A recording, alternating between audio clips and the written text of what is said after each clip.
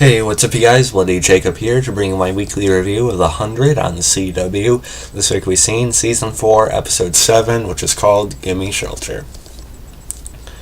And I want to apologize for the lateness of this review, but I worked Wednesday when it aired, so I had to, I've been working for most of the week, actually, so I had to sort of play catch up as well as juggling other things I normally like to watch. So I apologize for the lateness, but here we are now. And also the fact that I haven't really been too high on the 100 lately. It's been a good season overall, really, really good actually. I like the direction the general story is heading and everything like that. But I think it partly is because of the Octavia fake out, thing a couple episodes ago bothered me. But as far as this episode, I did like it actually, a good amount of it. I like seeing Clarke and Emori actually spending time together because those are two characters we haven't really seen have a lot of screen time together, and I think it was actually kind of interesting how they played off of each other really. And with that grounder attacking Emori in the house, I actually thought that was a fairly intense and cool sequence there. It was nice when Clarke first got there and Murphy having her trying some of his cooking. Turns out he's a decent cook, so that was kind of funny. Bellamy was also a good highlight in this episode as he goes up to try and save someone using this makeshift suit, but the rain just almost starts burning right through it really. So it's good that we actually have this acid rain now or whatever it is. Let's hope Jasper stands in it again, huh? Maybe Octavia too, like she was about to. That'd be awesome. But anyway, just the psychological issues Bellamy was experiencing, because he had to stop, because he got stuck and he couldn't go after those two guys to save him, and just how much that adds to the guilt he already has felt throughout the series and everything. That I think was well handled and fairly well acted by Bob Morley. He gave a pretty good performance in this episode, and he's under a lot of stress. He even brings up the fact that Kane floated his mother again. But I really like the dynamic between these two. I think Kane has sort of become a father figure to Bellamy, and I already said how that's starting to build up with Clarke as well, with that hug they shared an episode or two ago. So I liked all that. Meanwhile, you have the Octavia stuff, but we'll talk about that in a couple minutes.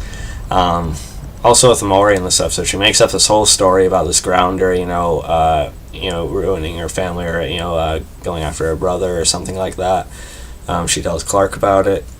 But it turns out at the end it was just her worrying about the one being experimented on, because they would need a subject to test this night blood, that's fully irradiated really. And she is so worried and so paranoid that they were going to sacrifice her or something. I don't think Clarke would ever really do that, or anything, but just the way she's always had to live her life and everything makes her trust pretty much no one. She probably doesn't even fully trust Murphy, but she trusts him a little bit, I guess, right? If there is anyone she trusts at all, it's him. But she pretty much made that up, as we find out at the end of the episode, and it was just the setup to, for her to make sure she wasn't the one sacrificed, so they used him as the guinea pig instead. So that was a pretty decent reveal. And then as far as Octavia goes, I forget the kid's name, Elliot or something like that.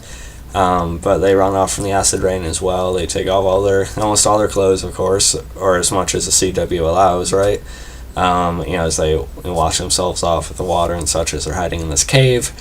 And Octavia tries to commit suicide, trying to walk into the rain. Elliot stops her. Why do you stop her?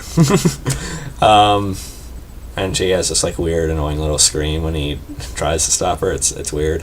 And then they hook up and they have sex apparently. So because Octavia wanted to feel something other than the torment and depression she's in, this rut she's in.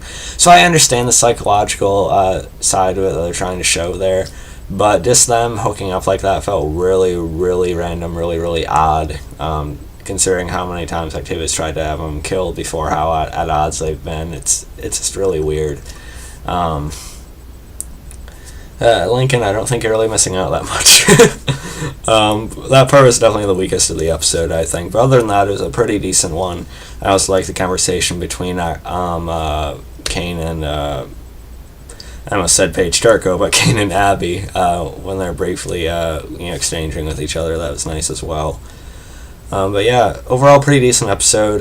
Not incredible though, but I did like it. Like I said, there's that attack sequence I liked at the beginning, and some of the humor was fine, and the Bellamy and Kane stuff, as well as the Emori stuff, I thought was pretty good. I'm going to rate this episode about an 8.4, 8.5 out of 10, about the same as last week's.